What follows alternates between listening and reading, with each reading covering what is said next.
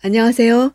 에스더가 왕의 호의를 얻는 장면입니다. 오늘 본문은 에스더 5장 1절에서 14절입니다.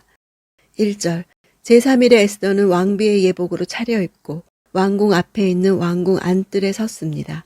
왕은 왕궁 입구의 반대편에 있는 왕좌에 앉아 있었습니다.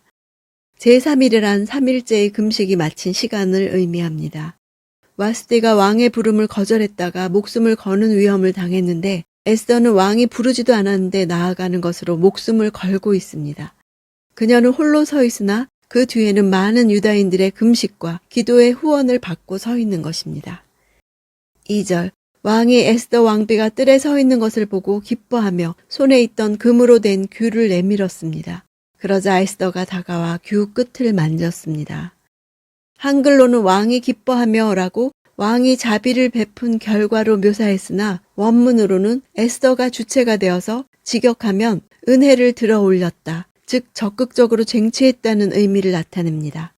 앞에서 에스더가 헤게의 사랑을 받은 일이나 왕의 사랑을 받는 데서 능동성을 가진 것과 마찬가지 표현입니다. 앞으로의 사건 진행에 있어서 에스더가 그 중심에 서게 될 것을 암시하고 있습니다.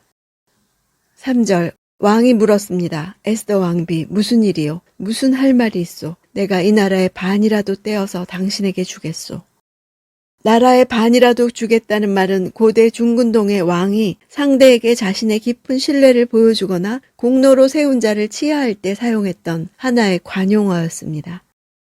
4절 에스더가 대답했습니다. 제가 오늘 왕을 위해 잔치를 준비했으니 왕께서 허락하신다면 하만과 함께 오셨으면 합니다. 하만과 함께 오셨으면 합니다. 라는 4개의 히브리어 각 단어의 첫 글자를 합치면 야훼를 나타내는 단어가 됩니다.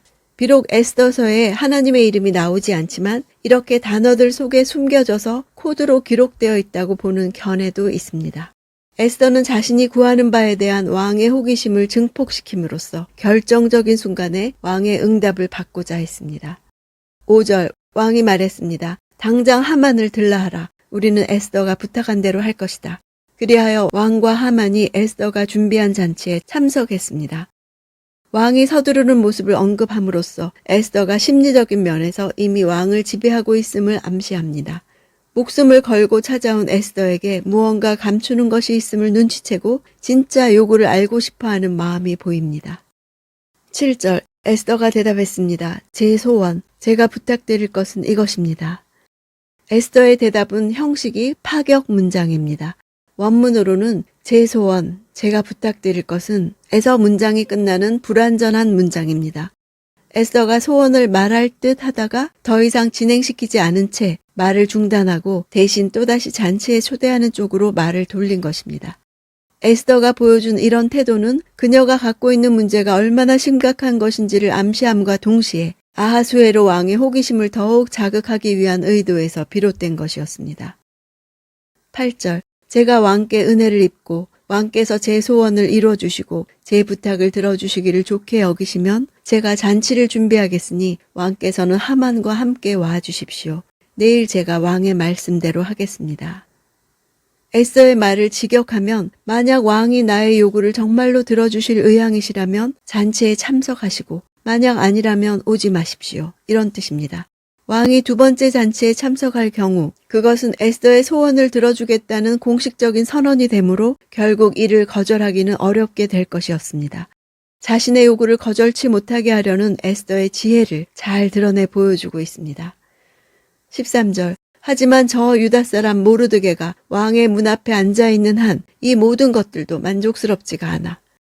하만의 행복감을 일거에 무너뜨릴 정도로 그의 심기를 불편하게 한 모르드게를 유다 사람이라고 밝힘으로써 저자는 하나의 아이러니를 구성하고 있습니다.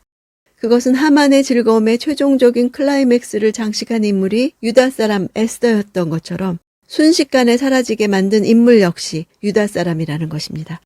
더군다나 이들은 사촌이면서 부녀지간 같은 사이였습니다. 하만으로서는 상상도 하지 못한 일이었습니다. 14절 그 안에 세레스와 그의 모든 친구들이 그에게 말했습니다. 50규빗 높이로 나무를 세우고 아침에 왕께 모르드게를 거기에 매달자고 하십시오. 그러고 나서 왕과 함께 저녁 식사를 들러 가시면 얼마나 즐겁겠습니까? 하만은 이 제안을 좋게 받아들이고 나무를 세우게 했습니다. 하만의 아내의 이름만 밝히는 것은 하만의 집에서 실제 지시를 내리는 자는 아내 세레스임을 말해주는 것입니다. 1장에서 전국적으로 내린 조서가 위력을 발휘하지 못함을 보여주고 있습니다. 50규빗은 약 23m로 지금의 약 7층 건물에 해당됩니다.